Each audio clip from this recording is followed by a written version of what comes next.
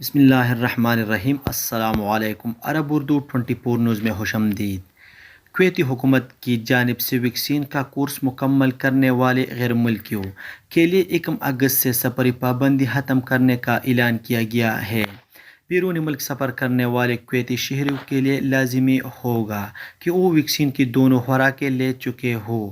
العربیہ net اور سبق news کے مطابق حکومت کویت کے ترجمان طارق المظرم نے کہا کہ غیر ملکیوں کو شرائط پوری کرنے پر کویت آنے کی اجازت دی جائے گی۔ المظرم نے بتایا کہ کویتی کابینہ نے غیر ملکیوں کو اپنے یہاں آنے کی مشروط اجازت دی ہے۔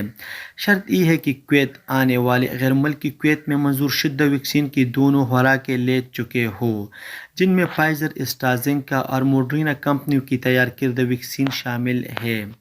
کویتی حکام کا مزید کہنا ہے کہ اگر کسی نے جانسن اینڈ جانسن کمپنی کی تیار کردہ ویکسین کی ایک خوراک لگوائی ہو تو اسے بھی کویت آنے کی اجازت ہوگی۔ اس فیصلے پر عمل درآمد 1 اگست سے ہوگا۔ وزارت صحت کی جانب سے حج سیزن کے لیے تیاریاں شروع کر دی گئی ہیں۔ امسال مکہ مکرمہ اور مشاعر مقدسہ میں 13 ہسپتال محسوس کیے جائیں گے۔ العربیہ نیوز چینل سے گفتگو کرتے ہوئے مکہ ریجن کے ڈائریکٹر امور صحت ڈاکٹر وائل متیر کا کہنا تھا کہ امسال حج سیزن کے لیے وزارت صحت کی جانب سے مکہ مکرمہ، مشاعر مقدسہ، مینا، مزدلفہ اور عرفات میں تمام سہولتوں سے آراستہ 13 ہسپتال مخصوص کیے ہیں۔ حجاج کے لیے محسوس کیے جانے والے ہسپتالوں میں 500 بستروں پر انتہائی نگہداشت کے یونٹس کے علاوہ کسی بھی وبائی مرض سے نمٹنے کے لیے متعدد آئسولیشن رومز بھی تیار کیے گئے ہیں۔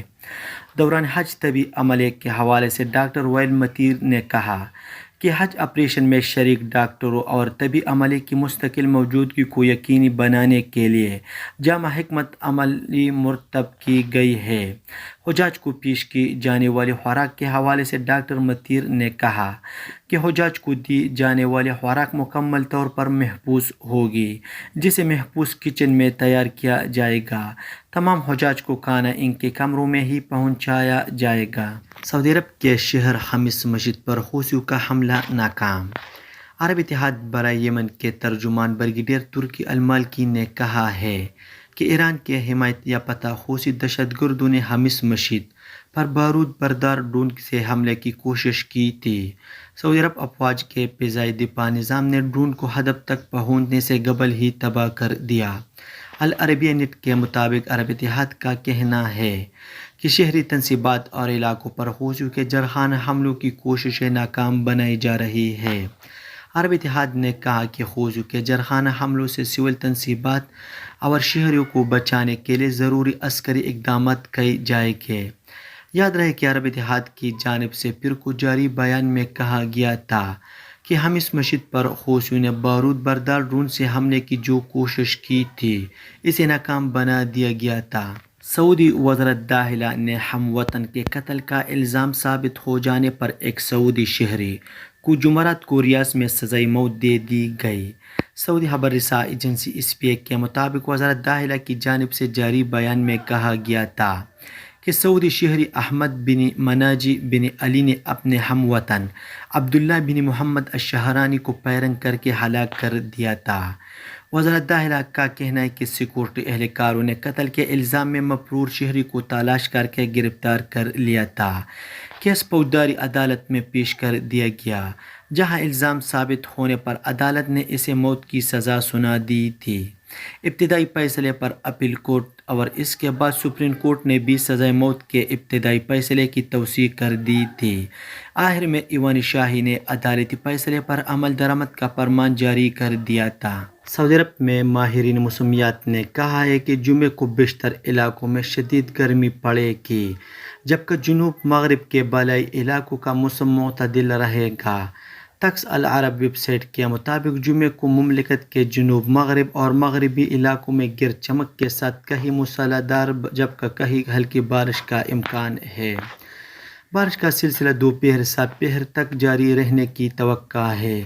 ماہرین موسمیات کا کہنا ہے کہ کل بروز جمعہ مملکت میں ہواؤں کا رخ شمال سے شمال مغرب کی جانب ہوگا۔ مشرقی اور وسطی علاقوں میں تیز گرد آلود ہوائیں چلے گی۔ البتہ جمعرات کے مقابلے میں گرد آلود ہواؤں کی شدت کم ہوگی۔ ماہرین کا کہنا ہے کہ ہواؤں کا رخ شمال سے مغرب کی جانب ہوگا۔ مغربی ساحلوں پر ہوا تیز ہوگی جس کے سبب لہریں بھی بلند ہوگی۔ ماہرین کا کہنا ہے کہ جمعہ اور ہفتہ کی درمیانی شب کا آخری حصہ قدرے گرم ہوگا، جبکہ جنوب مغرب کے بالائی علاقوں کا موسم معتدل رہے گا۔ ہوائیں کہیں ہلکی پھلکی ہوگی اور کہیں ان کی رفتار درمیانی درجے کی ہوگی۔ خلیج عرب کے ساحلوں پر تیز ہوائیں چلے گی اور رخ شمال کی جانب ہوگا۔ مکہ مکرمہ میں کم سے کم درجہ حرارت 32 سینٹی گریڈ اور زیادہ سے زیادہ 43 سینٹی گریڈ تک ہوگا۔ مدینہ منورہ میں انتہائی درجہ حرارت 43 سینٹی گریڈ اور کم سے کم 31 تک ہوگا۔ ریاض میں انتہائی درجہ حرارت 41 اور کم سے کم 27 سینٹی گریڈ تک ہوگا۔ یہ تھا آج کا چند نیوز۔ السلام علیکم۔